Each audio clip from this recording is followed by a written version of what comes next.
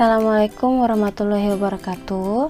Selamat pagi anak-anak. Bagaimana kabar kalian hari ini? Semoga kita semua selalu dalam kondisi sehat dimanapun kita berada, dan kita harus tetap semangat ya untuk belajar. Ketemu lagi dengan saya kali ini di mata pelajaran kearsipan untuk kelas 10 OTKP. Nah, sebelum kita mulai pembelajaran pada pagi hari ini, alangkah baiknya kita berdoa terlebih dahulu agar apa yang kita pelajari hari ini dapat bermanfaat. Juga siapkan dulu buku catatan dan alat tulis kalian ya.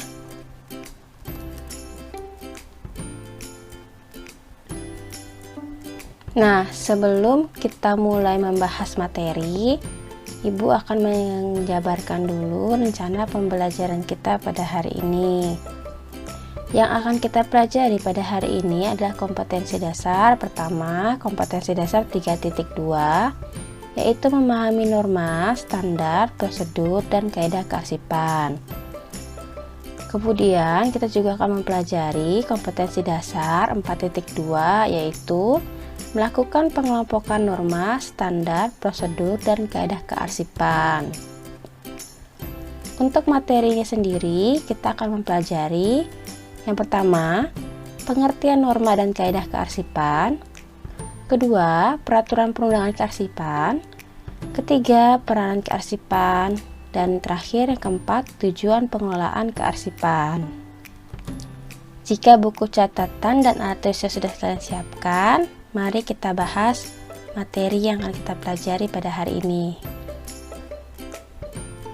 Materi pertama adalah pengertian norma dan kaidah kearsipan.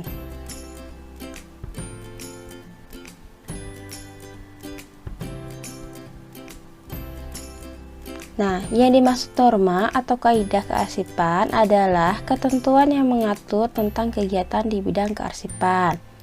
Selain ada norma dan kaidah, ada juga yang namanya standar. Nah, standar merupakan norma, aturan, atau persyaratan yang dijadikan acuan yang biasanya berupa dokumen formal agar ada keseragaman dalam pelaksanaannya. Standar ada dua jenis, yaitu yang pertama ada namanya standar yuridis. Biasanya ini adalah peraturan yang dibuat oleh pemerintah dan berlaku secara nasional. Contohnya itu adalah perundang-undangan. Kedua, ada standar de facto, biasanya berasal dari kebiasaan-kebiasaan yang dilakukan oleh perusahaan atau organisasi.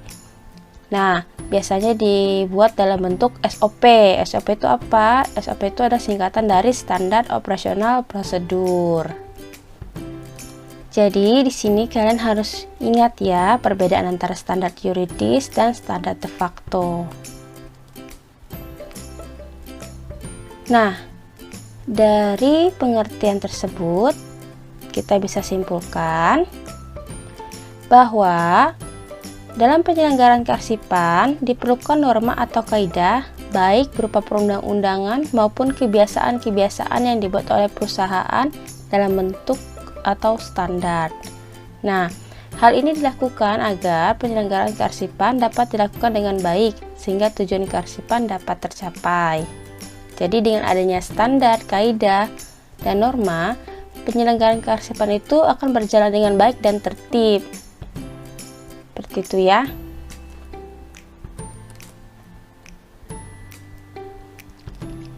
Materi berikutnya adalah peraturan perundangan kearsipan yang ada di Indonesia.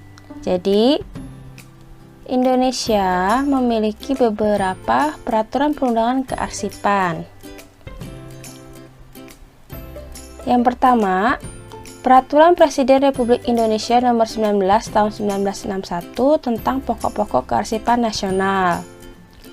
Yang kedua, Peraturan Presiden Republik Indonesia Nomor 20 Tahun 1961 tentang tugas, kewajiban, dan lapangan pekerjaan dokumentasi dan perpustakaan dalam lingkungan pemerintah. Yang ketiga, Undang-Undang Nomor 7 Tahun 1971 tentang ketentuan-ketentuan pokok kearsipan. Yang keempat, Keputusan Presiden Republik Indonesia Nomor 26 Tahun 1974 tentang Arsip Nasional Republik Indonesia. Yang kelima, Peraturan Pemerintah Republik Indonesia Nomor 34 Tahun 1979 tentang penyusunan arsip. Yang keenam, Surat Edaran Nomor SE/01/1981 tentang penanganan arsip inaktif sebagai pelaksanaan ketentuan peralihan peraturan pemerintah tentang penyusunan arsip. Yang ketujuh, Surat Edaran Nomor SE/02/1983 tentang pedoman umum untuk menetapkan nilai guna arsip. Yang kedelapan, Keputusan Presiden Republik Indonesia Nomor 105 Tahun 2004 tentang pengelolaan arsip statis.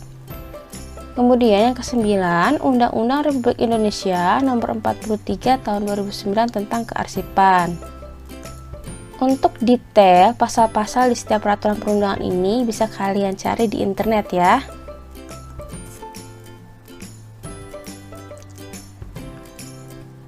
Peranan kearsipan. Jadi ada beberapa peranan kearsipan yang berguna bagi perusahaan atau organisasi. Yang pertama, sebagai sumber informasi. Pada bab sebelumnya, kalian sudah mempelajari bahwa salah satu nilai guna arsip adalah sebagai sumber informasi. Jika kearsipan dilakukan dengan baik, maka semua informasi yang terkandung dalam arsip juga akan terjaga dan akan mudah digunakan atau ditemukan kembali saat perusahaan membutuhkan. Kedua, sebagai pusat ingatan. Yang ketiga, sebagai dasar perencanaan dan pengambilan keputusan. Jadi, arsip yang disimpan dengan baik atau kearsipan yang tertata rapi akan membantu perusahaan dalam perencanaan dan pengambilan keputusan. Misalkan, sebuah perusahaan mengalami suatu kendala atau masalah. Nah, untuk pemecahan atau solusinya, perusahaan atau organisasi dapat melihat permasalahan yang sama yang dulu pernah terjadi, bagaimanakah pemecahan dan solusinya dari arsip yang disimpan. Keempat, sebagai alat pengawasan. Kelima, sebagai bahan dan alat pembuktian yang autentik. Nah, arsip ini adalah alat bukti yang autentik atau sah. Misalkan kalian menerima komplain dari pelanggan tentang jumlah pesanan barang.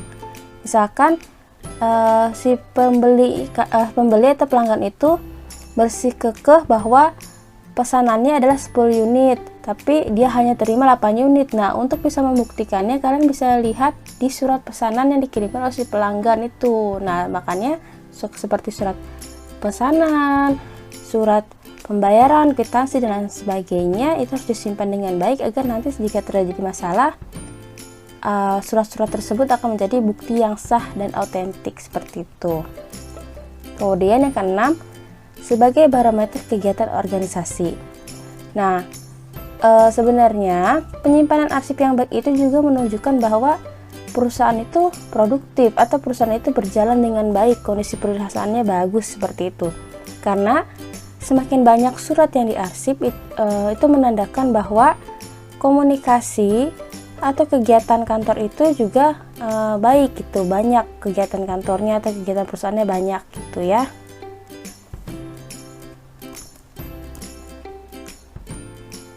Nah, materi selanjutnya, tujuan pengelolaan kearsipan. Yang pertama, tujuannya adalah agar arsip terpelihara dengan baik, teratur, dan aman. Kedua, agar mudah mendapatkan kembali arsip yang dibutuhkan. Ketiga, untuk menghindari pemborosan waktu dan tenaga dalam mencari arsip yang dibutuhkan. Yang keempat, untuk menghemat tempat penyimpanan. Kelima, untuk menjaga kerahasiaan arsip. Keenam, untuk menjaga kelestarian arsip. Ketujuh, untuk menyelamatkan pertanggungjawaban mengenai perencanaan, pelaksanaan, dan penyelenggaraan kegiatan-kegiatan kemasyarakatan. Jadi, pada intinya, tujuan pengelolaan kearsipan itu adalah agar perusahaan atau organisasi itu lebih mudah menemukan kembali arsip atau dokumen yang kita simpan itu saat terjadi masalah atau saat diperlukan. Nah, pengelolaan arsip yang baik akan mengurangi resiko hilangnya arsip atau arsipnya rusak. Jadi, pengelolaan kearsipan itu sangat penting ya bagi sebuah perusahaan atau organisasi.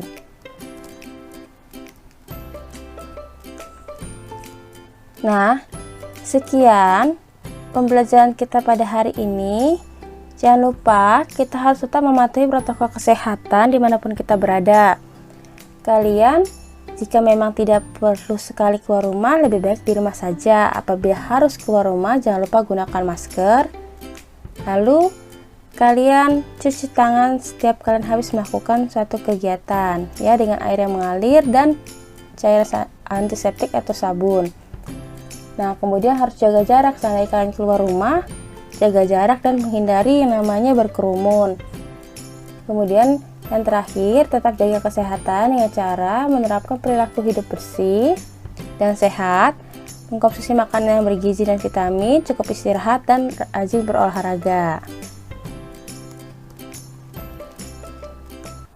Nah anak-anak, sekian pembelajaran kita hari ini. Jangan lupa untuk subscribe channel saya dan aktifkan atau tekan tombol loncengnya agar kalian mendapatkan notifikasi apabila ada materi baru. Kemudian jangan lupa komen. Terima kasih, sampai jumpa di pertemuan selanjutnya.